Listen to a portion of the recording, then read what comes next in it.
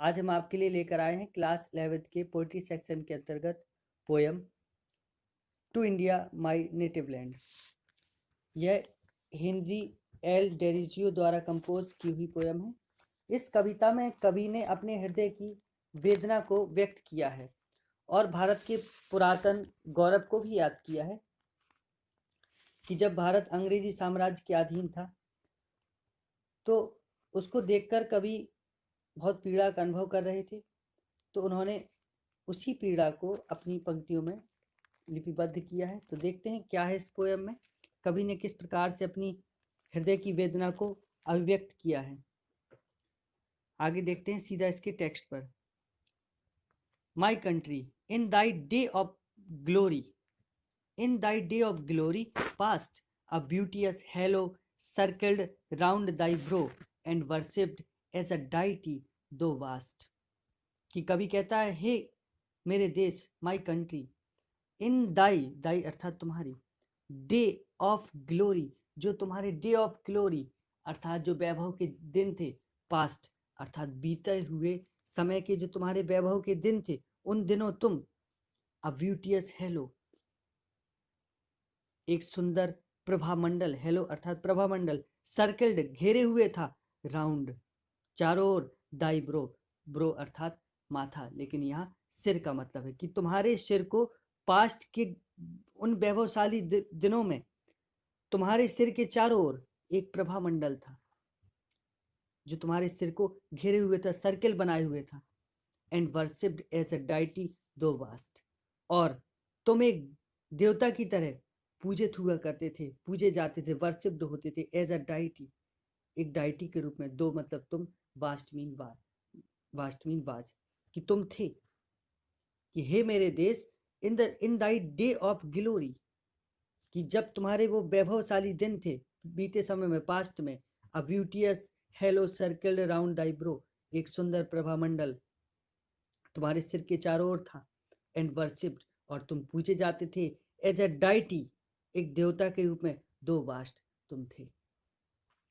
Where is that glory, कि वो कीर्ति, वो वैभव कहाँ है। वेयर दैट रिवरेंस नाउ, कि वो सम्मान कहाँ है। Thy eagle pining is chained down at last, कि आखिरकार अंत में, एट लास्ट अंत में, दाई तुम्हारी, ईगल, ईगल अर्थात बाज, पाइनिंग अर्थात होता है उसका पंख, जो पंख की नोक होती है वो होती pining. Dai eagle pining is chained down, कि उसको चेन कर दिया गया, बांध दिया गया है, जंजीरों से जकड़ दिया गया है। एट लास्ट, कि अंततः तुम्हारे उन पंखों को, जो बाज के पंखों की तरह, कि तुम्हारे उन पंखों को, दाई ईगल पाइनिंग, कि तुम्हारे ऊंचाई में उड़ते हुए जो तुम्हारे पंख हैं उनको जंजीरों में जकड़ दिया गया, चेन डाउन कर दिया गया, एट लास्ट अंत में। And growling and grovelling in the lowly dust art thou, grovelling अर्थात पराधीनता का भाव दिखाना, and grovelling in the lowly dust, lowly अर्थात निम्न, अधम अर्थात लोली का मतलब है इस समय तुम अधम स्थिति में, डस्ट अर्थात धूल में, आर्ट दो तुम हो, कि तुम धूल में इस समय पड़े हुए अधम स्थिति को, अर्थात अधम स्थिति में तुम हीनता को प्रकट कर रहे हो, ग्रोवलिंग कर रहे हो। कि कवि कहता है कि इस समय तुम, इस समय अधम स्थिति में धूल में पड़े हुए हीन दीन भाव को दिखा रहे हो, कि grovelling in the lowly dust art thou, कि ग्रोवलिंग कर रहे हो लोली डस्ट, अधम स्थिति में, धूल में मिले हुए, पड़े हुए।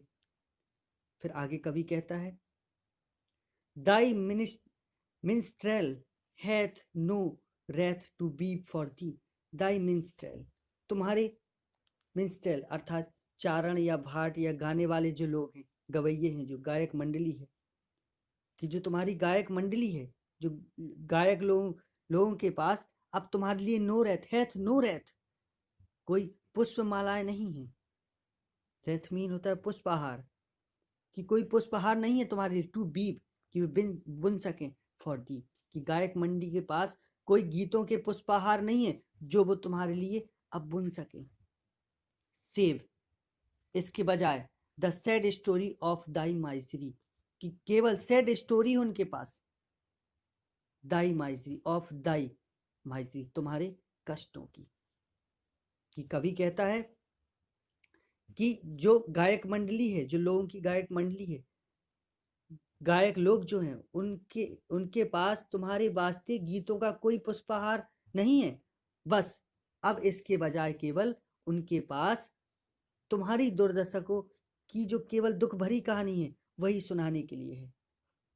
वेल, ठीक, चलो ठीक है।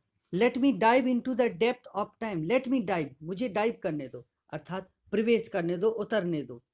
Into the depths of time, समय की गहराइयों में। डेप्थ्स अर्थात गहराइयों, ऑफ टाइम समय की गहराइयों में मुझे उतरने दो। एंड ब्रिंग फ्रॉम आउट, और ब्रिंग फ्रॉम वहां से लाने दो, आउट द एजेस, उन समय में से, एजेस अर्थात उन युगों में से जो बीत चुके, दैट हैव रोल्ड, जो रोल हो गए अर्थात बीत चुके, उन समय में से मुझे लाने दो। A few small fragments of those wrecks sublime, a few, कुछ, स्मॉल फ्रेगमेंट्स, उन छोटे छोटे टुकड़ों को, ऑफ दोज रैक्स, वे भग्नावशेष, रैक्स अर्थात भग्नावशेष, सबलाइम अर्थात भव्य, उन भव्य भग्नावशेषों के कुछ थोड़े बहुत टुकड़ों को मैं लाता हूं अंदर प्रवेश करके, समय की गहराई में, वे समय जो बीत चुके। विच ह्यूमन आइज में नेवर मोर बिहोल्ड, कि जिनको ह्यूमन आइज मनुष्य की आंखें में never more behold, never more कभी और ज्यादा नहीं, बिहोल्ड अर्थात देख सकती, कि जिनको मनुष्य की आंखें और ज्यादा कभी नहीं देख सकती। कि कवि कहता है वेल ठीक है चलो रहने दो, कि कवि कहता है चलो ठीक है कोई बात नहीं। Let me dive into the depth of past, कि मुझे समय की गहराई में उतरने दो। Let me dive into the depth of time, कि मुझे समय की गहराई में उतरने दो। And bring from out the ages, और जो युग बीत चुके हैं, जो ये जिस दैट हैव रोल्ड, कि जो समय जो बीत चुका है, रोल्ड हो चुका है, कि जो युग बीत चुके हैं, उन बीते हुए युगों में से उस भव्य भारत के जो भग्नावशेष थे, जो अवशेष थे, उसके कुछ छोटे, कुछ थोड़े बहुत टुकड़ों को मैं लाता हूं, मैं लाना चाहता हूं। स्मॉल, अ फ्यू स्मॉल फ्रेगमेंट्स अर्थात टुकड़े, ऑफ दोज रैक सबलाइम्स, कि उन छोटे से छोटे छोटे टुकड़ों को, कुछ फ्यू टुकड़ों को, from off those wrecks sublime, कि जो श्रेष्ठ, जो भग्नावशेष थे, रैक्स थे, उनको मुझे लाने दो, मैं लाता हूं उनको। विच, जो ह्यूमन आइज में नेवर मोर बिहोल्ड, कि जिनको मनुष्य की आंखें कभी नहीं देख सकती और ज्यादा। एंड, कि जिनको मनुष्य की आंखें और कभी नहीं देख पाती। फिर कहता है कभी, and let the garden of my labour be, let the garden अर्थात पुरस्कार, ऑफ माई लेबर बी, कि मेरे परिश्रम का पुरस्कार इतना हो, कि late the garden of my labour, कि मेरे परिश्रम का पुरस्कार होने दो।